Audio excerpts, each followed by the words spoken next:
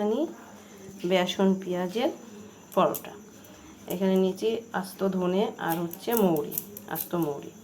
এবার এটা আমি গুঁড়ো করে নেব।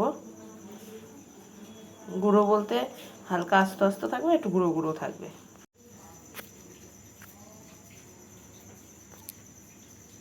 আস্ত জিরে, এটা আপনারা হিং দিতে পারেন, কিন্তু আমার কাছে এখন আপাতত হিংটা নেই, তাই আমি দিচ্ছি কাঁচা লঙ্কা কুচি,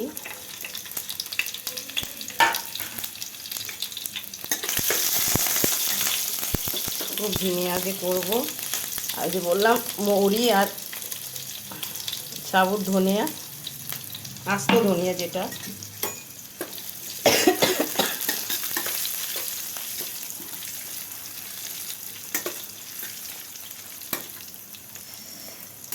এবার দিয়ে দেবো আমি পেঁয়াজ কুচি।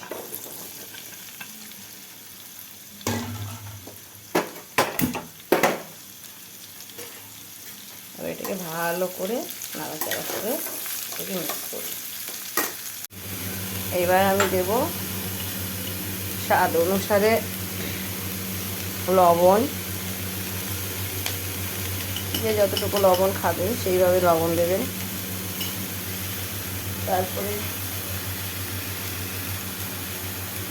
দেবো আমি হাফ চামচ হলুদের গুঁড়ো, আর একটু বেশি দেবো, পেঁয়াজটা বেশি তো, লঙ্কাটা দিতে গিয়ে গলাটা ঝাঁজ চলে গেছে। এইবার দেব হাফ চামচ লঙ্কার গুঁড়ো।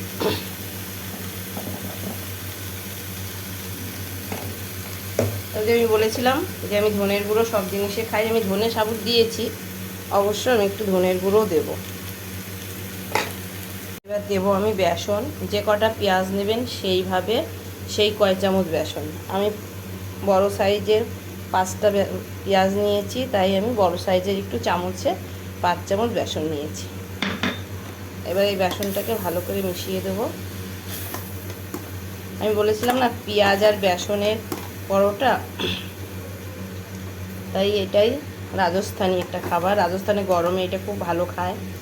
এর সাথে দই হবে, রায়তা হবে, ব্যাস, রায়তার সাথে খুব ভালো লাগে। আচ্ছা, এবার আমি একটু লেবুর রস দেবো।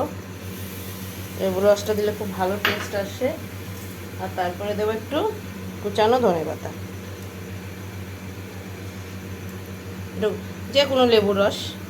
আমি আজকে আমাদের গাছের দুটো গন্ধরাজ লেবু ছিঁড়ে নিয়ে এসেছি। আমি আর গাছের না, পিছনে একটা গাছ, একটা দিদির গাছ, ওরা তুলছিল, তাই আমাকে দুটো লেবু দিয়েছে। আমি সেই লেবু দিয়েই করলাম। গন্ধরাজ লেবুতে খুব ভালো সেন্ট বের হয়। এইভাবে আমি রুটিটাকে প্রথমে বেলে নিয়েছি, বেলে নিয়ে এইবার এই সব কিছু দিয়েছি যেটা আমি বানিয়েছিলাম পেঁয়াজ আর বেসন। এইবার আমি মাঝখান থেকে কেটে নেব। এই বাবাই, 1 মিনিট আমাকে হেল্প করবি, আয় না।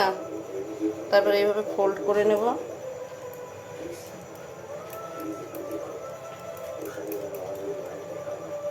একটু এটা ধরো না, একটু ক্যামেরাটা, না এটা করছি, এটা ধরে রাখো ক্যামেরা। এটা এখন চালিয়ে রেখেছে কেন? কিন্তু এটা দেখবে না ওরা। চলো, এইবার এইভাবে ফোল্ড করে দেবো। দেখুন আমি এইভাবে সব ফোল্ড করে দিয়েছি, এটা বেরাবেও না, কিছুই হবে না। এইবার আমি এটাকে হালকা হাতে বেলে নেব, একটু আটা দিয়ে হালকা হাতে বেলে নিতে হবে। টিভিটা বন্ধ করো। ব্যাস হয়ে গেছে, কেটে দাও, কেটে দাও। এবার এইভাবে ধীমে ধীমে, কেননা এগুলো তো ভীষণ পুর ভরা, ধীমে ধীমে ধীমে ধীমে আজে এটাকে ছেঁকতে হবে। আমি একটু ঘি দিয়েছি, এরপরে কালো জিরে একটু ধনেপাতা দিলে আরও বেশি ভালো লাগে, দেখতে ভালো লাগে, খেতেও ভালো লাগে। কিন্তু আমার ছেলে কালো জিরে একদমই পছন্দ করে না, তাই আমি দিতে পারলাম না। আপনারা দিয়ে নেবেন, খেতে খুবই ভালো লাগবে। আর আজকে একটু বৃষ্টি বৃষ্টি হয়েছে। ছেলে বললো মা, অ্যাকচুয়ালি আমি বাইরে থাকতাম, বাইরে থেকে ওখান থেকে ওখানকার খাবারটা আমি শিখেছি। আর ছেলে বললো, মা তুমি অনেক দিন হলো রাজস্থানের পরোটাটা করছো না। এটা রাজস্থানে গরম পড়লেই ওরা খায়, ওদের ওই যে খুব ফেমাস। কেননা হচ্ছে গরমে ওরা খুব পছন্দ করে, দই থাকে সাথে, দই যেমন রায়তা বানিয়ে নেয় দই দিয়ে। আর আপনি সাদা তেলেও ভাজতে পারেন, ঘিও ভাজতে পারেন। আমি একটু ঘি দিলাম, কেন আজকে একটু ঠান্ডা ঠান্ডা আছে তো অতটা অসুবিধা হবে না, সেই জন্য খুব আস্তে আস্তে ছেঁকে ছেঁকে করতে হবে এটাকে। এই দেখুন একদম পুরো লাল লাল হয়ে গেল হচ্ছে। ব্যাস, এটা আমি আটা দিয়েই করেছি। আর আটার মধ্যে আমি পরোটা ময়দা দিয়ে খেতে চাই না, ময়দা খেতে পছন্দ করে না, তাই আটা দিয়ে করেছি। আর আপনারা করে খাবেন, ভালো লাগলে কমেন্ট করবেন, শেয়ার করবেন। আপনাদের কমেন্ট শেয়ারের জন্য আমি অপেক্ষা করে বসে থাকবো। ঠিক আছে, আমার পরোটা এই দেখুন, এই যে পুর ভরা পরোটা, স্যালাড দিয়েছি ছেলেকে একটু, একটা কাঁচা লঙ্কাও পছন্দ করে না। আর হচ্ছে এই যে রায়তা দই দিয়ে করেছি, আমি আজকে এইটাই করেছি। আর সবজি টবজি করতে ইচ্ছা করছে না। আমি একটা জিনিস বলতে ভুলে গেছি, আমি সেটা হচ্ছে আটার মধ্যে একটু ফোঁটা জোয়ান দিয়েছি যাতে টেস্টটা ভালো হয়।